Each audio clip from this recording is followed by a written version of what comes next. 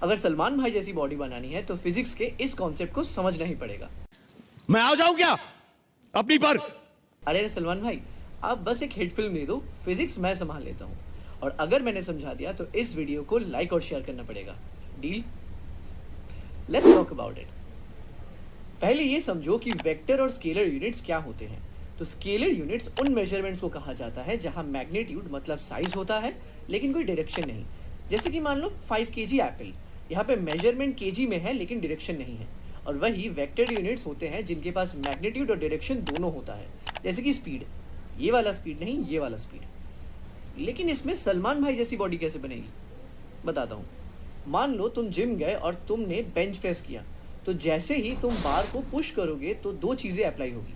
पहली मैग्नीट्यूड मतलब बार का वेट, और दूसरी डायरेक्शन मतलब एंगल। तो मान लो तुम 30 डिग्री एंगल पे 40 kg बेंच प्रेस कर रहे हो, तो इस एक्सरसाइज में मैग्नीट्यूड और डायरेक्शन दोनों ही तो वेक्टर यूनिट है। अब स्केलर यूनिट अप्लाई होगा दो तरह से तुम्हारे मसल्स पे, इसीलिए ध्यान से सुनना। तो जैसे ही तुम बारबेल को अपने चेस्ट से ऊपर की तरफ पुश करोगे तो वो या तो हॉरिजॉन्टल एंगल में या फिर वर्टिकल एंगल में पुश होगा। तो अगर हॉरिजॉन्टल एंगल में पुश होता है तो वहां होगा फोर्स मतलब बारबेल का weight multiplied by cos 90 degree. इसीलिए इस एंगल पे पूरा टेंशन तुम्हारे चेस्ट पे रहेगा। लेकिन अगर एंगल वर्टिकल हुई तो डायरेक्शन आ जाता है जो कि है sin 90 डिग्री मतलब इक्वल्स टू 1। तो यहाँ मसल टेंशन शिफ्ट हो जाता है शोल्डर की तरफ।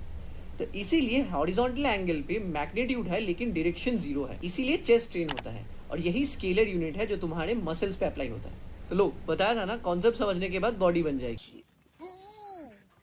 Hell no. डील याद है ना? चलो अब इस वीडियो को लाइक और शेयर करो। मैं चला ऐश्वर्या राय को जिम सिखाने। तब तक के लिए this is your teacher Arjun signing off. Keep learning.